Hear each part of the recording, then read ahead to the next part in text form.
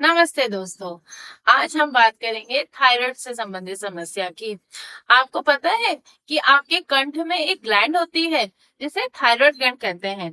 इस thyroid gland के पीछे पैराथायराइड ग्लैंड होती हैं 4 और पैराथायराइड ग्लैंड और थायराइड ग्लैंड मिलकर कुछ हार्मोन्स आपकी बॉडी के अंदर रिड्यूस करती है। और ये जो हार्मोन्स होते हैं, यदि इनका सीक्वेंस सही होगा तो आपको कभी कोई समस्या नहीं होगी, लेकिन इनका सीक्वेंस हल्का सा भी अप डाउन होगा तो आपको हाइपरथायराइड और हाइपोथायराइड जैसी समस्या हो सकती है।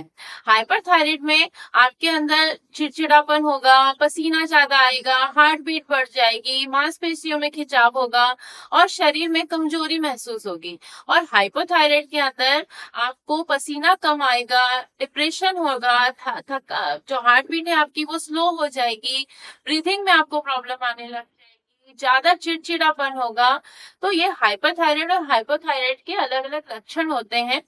इनमें यह भी होता है कि जब आपका थायराइड हार्मोन्स ज्यादा रिड्यूस होता है तो आपका वेट बढ़ने लग जाता है, कम होता है तो आपका वेट लॉस होने लग जाता है, बालों में बाल ड्राई हो जाते हैं, हेयर फॉलिंग ज्यादा हो जाती है। तो इन सब चीजों से कैसे निजात पाए? आप डॉक्टर की सलाह तो ले ही सही, लेकिन डॉक्टर के साथ साथ आप कुछ आसन करेंगे हमारे साथ। हमको देखिए आप कैसे आसन करने हैं, किस तरह से करने हैं, किस तरह से प्राणायाम करना है।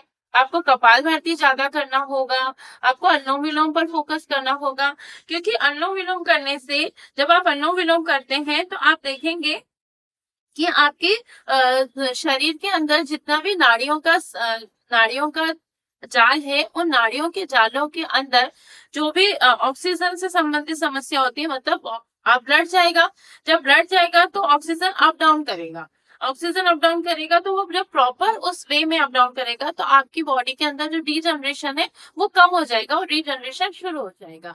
थायराइड में अधिकतर होता क्या है, आपका मेटाबॉलिज्म बहुत स्लो हो जाता है।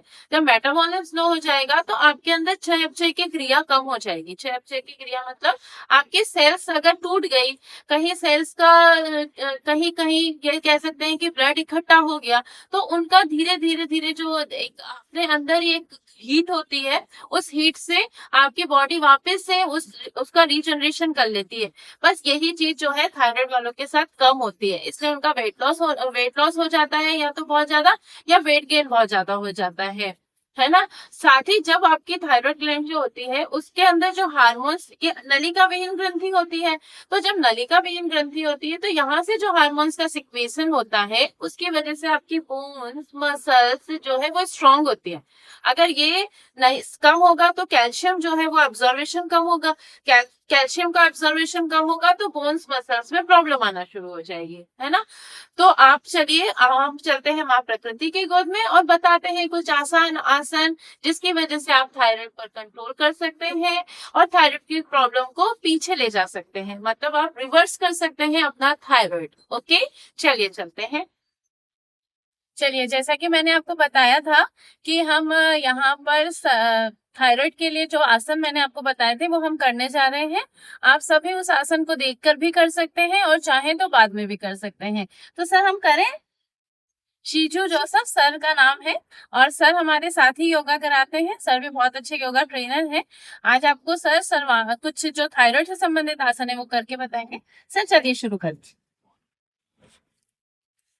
पहला आसन है जो हमारा थायराइड वाला, वो हम सबसे पहला आसन रहेगा सर्वांग आसन।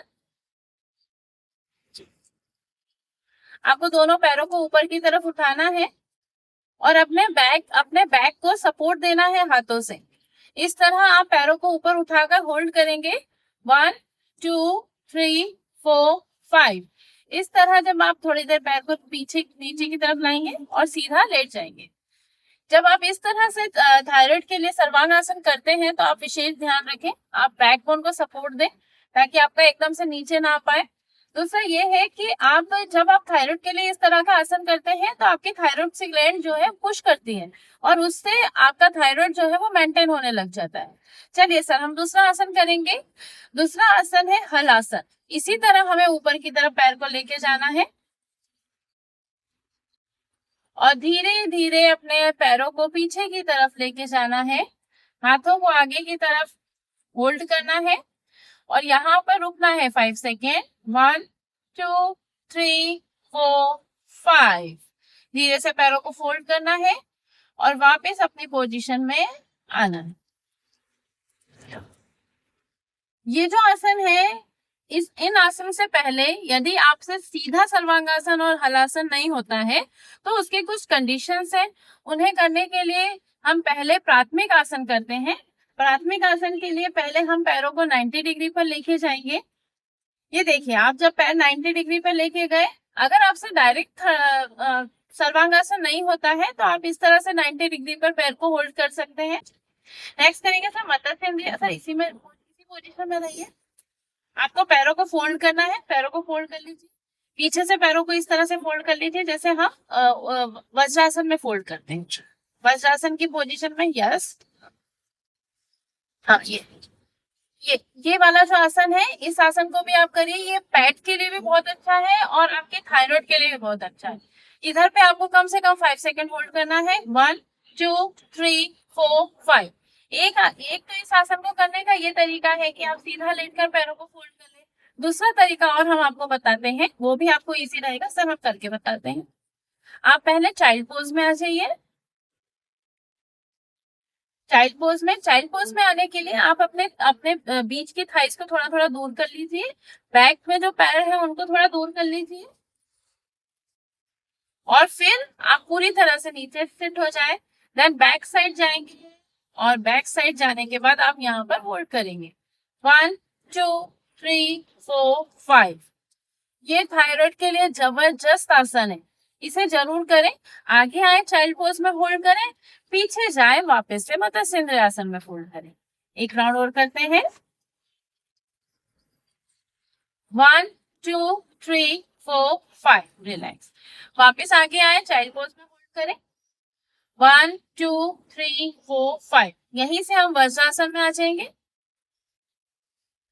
वज्रासन में होल्ड करेंगे और फिर हम बैक साइड जाएंगे। अब करेंगे हम उष्टासन। उष्टासन थायराइड के लिए बेस्ट आसन है। पीछे की तरफ जाना है, एड़ियों को पकड़ना है और यहाँ पर होल्ड करना है, गर्दन को पीछे की तरफ।